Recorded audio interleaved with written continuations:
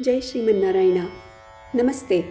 Let us look at the names from the second Slokam of Sri Vishnu Sahasranamam and how they connect to wellness.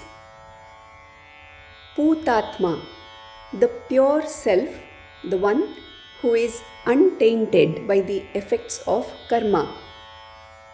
What are the impurities of the mind? In the 2.3 Sutra of Sadhana Pada of Yoga Sutras, Patanjali says avyayah, ignorance, asmita, egoism, raga, attachment, dvesha, aversion, abhinivesha, clinging to life are the 5 kleshas or mental defilements or negative states. Patanjali says that when a practitioner consistently practices tapas, austerity, and swadhyaya, self-study, and Ishvara pranidhana, surrendering to the Supreme, the kleshas start to diminish. A practice tip: make self-study a daily habit. paramAtmA, the Supreme Soul, for whom there is no other guiding or superior soul. Why is it hard to perceive anything beyond the mind? Some people are connected to thoughts and feelings, and some are connected to feelings and energy. Thoughts can be verbalized, but energy is just felt. It is through various actions that we perceive energy's presence. A practice tip: take your attention to your palms and notice what you feel about them. Rub your palms for some time and then notice again how you feel. Look at your palms. Did they look same before and after? Was the energy that you felt before and after same? If you want someone to feel the energy, would you ask them to look at your palms or ask them to rub their palms and feel? muktAnam paramA gatihi, the one who is the ultimate goal of realized souls. Is it important to have a goal? Wanting to grow is an intrinsic quality in everyone. Only when goals are set, the direction of growth and the rate of growth can be measured. Measuring growth is good for our own self-confidence and self-esteem. Goals have to be carefully set so that it has the challenge aspect as well and achievable aspect for the state that we are in at that point in time. A practice tip: introspect on what are the times when you were able to achieve a goal and the times when you were not able to, and what were the reasons in case you were not able to. What would you do differently while goal setting from now on? Avyayah, the one who does not send back anyone who has reached him. How important is to have support on whom you can always rely. Amongst many types of supports, emotional support is a much needed one. The person providing emotional support must be an active listener, listening with non-judgmental, non-advising, and empathizing attitude. The reason our loved ones usually are not able to be an emotional support is because judgment and advice can come as they see the other person daily and can easily jump into conclusions as to why they are feeling that way.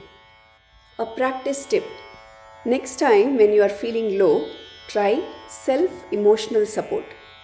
Stand and imagine a person in front of you who loves you and wants to support you.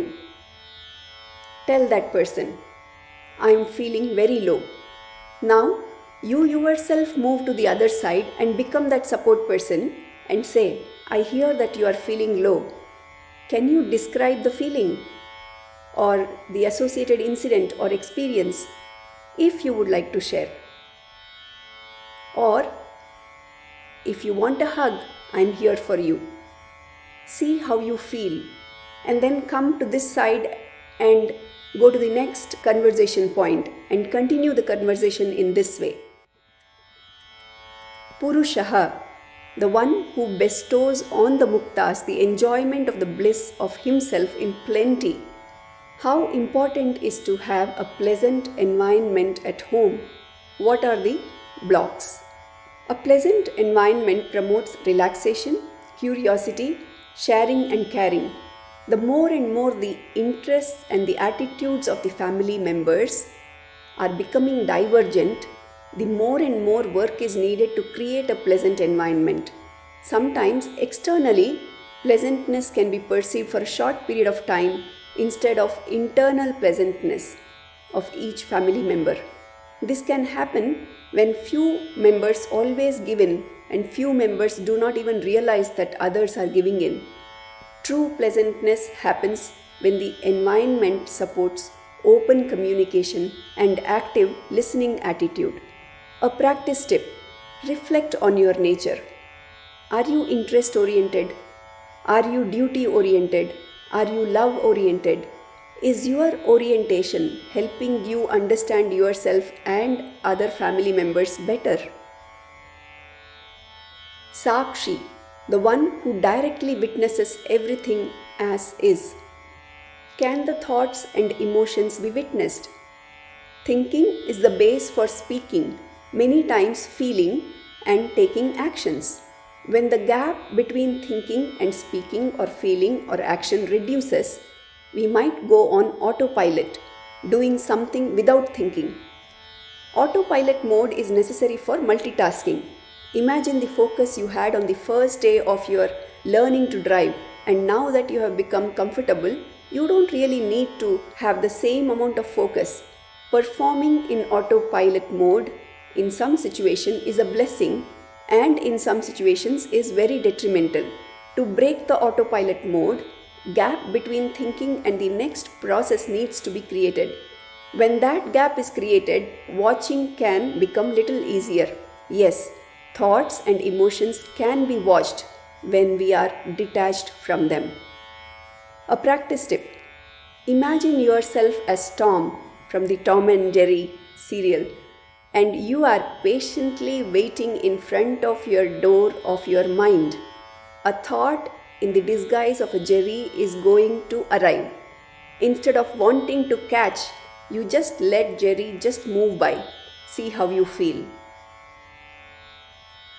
kshEtragnyOkshara, the one who knows and can lead the muktas to the exact place where they can experience bliss. Do we know our field of operation? If you are a parent, you will relate to this. Sometimes we think our children are extensions of us, and we may think that by logical reasoning or through other means we will be able to get them to do something or be some way. We forget that our field of operation includes our body, our mind, and our vibrations or energy only. A practice tip: reflect on how you can expand your field of operation. Would it be through control? Would it be through care, understanding, and setting boundaries? Try telling to yourself, I want to control my thoughts, and experiment if you can do it. Next, tell yourself, I want to understand my thoughts.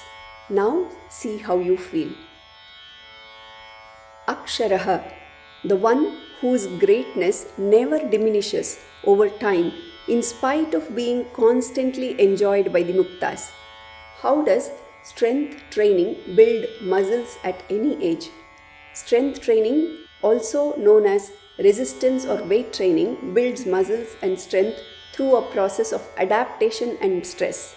This is how it works. Stress. Lifting weights stresses your muscles. Repair. Your body repairs the damaged muscles. Adaptation. Your body strengthens the muscle in preparation for future stress. How beautiful, isn't it? Allowing for stress activates the repair system. A practice tip: if you are above the age of 50 and your lifestyle demands less movement and less physical activity, please do learn about strength training exercises and help your body to build muscles.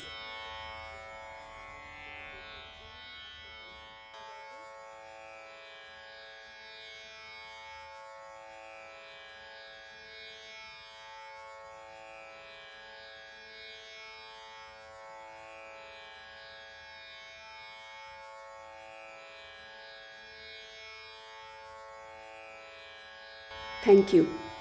Sarvam Shri Krishnarpanamastu.